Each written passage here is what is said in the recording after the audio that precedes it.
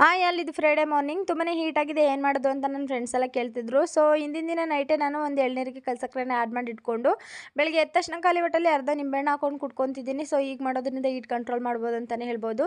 ತುಂಬಾ ಈಸಿ ಮೆಥಡಲ್ಲಿ ಮೈದಾ ಹಿಟ್ಟು ಅಥವಾ ಚಪಾತಿ ಹಿಟ್ಟನ್ನ ಕಲ್ಸೋದು ಹೇಗೆ ಅಂತ ತೋರಿಸ್ತಿದ್ದೀನಿ. ಇವತ್ತು ನಾನು ಪಾಲಕ್ ಚಪಾತಿ ಮಾಡ್ಕೊತಿದ್ದೀನಿ. ಪಾಲಕ್ ಚಪಾತಿ ಮಾಡೋದಕ್ಕೆ 2 ಕಪ್ ಅಷ್ಟು ಗೋಧಿ ಹಿಟ್ಟು, 2 ಟೇಬಲ್ ಸ್ಪೂನ್ ಆಯಲ್ಲು, ತಕ್ಕಷ್ಟು ಉಪ್ಪನ್ನ ಹಾಕೊಂಡು ರುಬ್ಕೊಳ್ಳಿ. ಅದಾದ ನಂತರ ರುಬ್ಬಿಟ್ಕೊಂಡಿರೋಂಥ ಪಾಲಕ್ ಸೊಪ್ಪನ್ನ ಆ್ಯಡ್ ಮಾಡಿಕೊಂಡು ಮತ್ತೆ ರುಬ್ಕೊಳ್ಳಿ. ಸೊ ಇದಾದಮೇಲೆ ಒಂದು 5 ನಿಮಿಷ ಇದನ್ನು ಎತ್ತಿಟ್ಕೊಬೇಡಿ. ಒಂದು 5 ನಿಮಿಷ ಆದಮೇಲೆ ಮಾಮೂಲಿ ಚಪಾತಿ ಯಾವ ಥರ ಮಾಡ್ತೀವಿ ಅದೇ ಥರ ಮಾಡೋದ್ರಿಂದ ಮಕ್ಕಳಿಗೆ ತುಂಬಾ ಇಷ್ಟ ಆಗುತ್ತೆ. ಸೊ ಇದಕ್ಕೆ ನಾವು ಸೊಪ್ಪನ್ನ ಕೊಟ್ಟಿದ್ದೀವಿ ಅಂತ ಅವ್ರಿಗೆ ಗೊತ್ತಾಗೋದೇ ಇಲ್ಲ.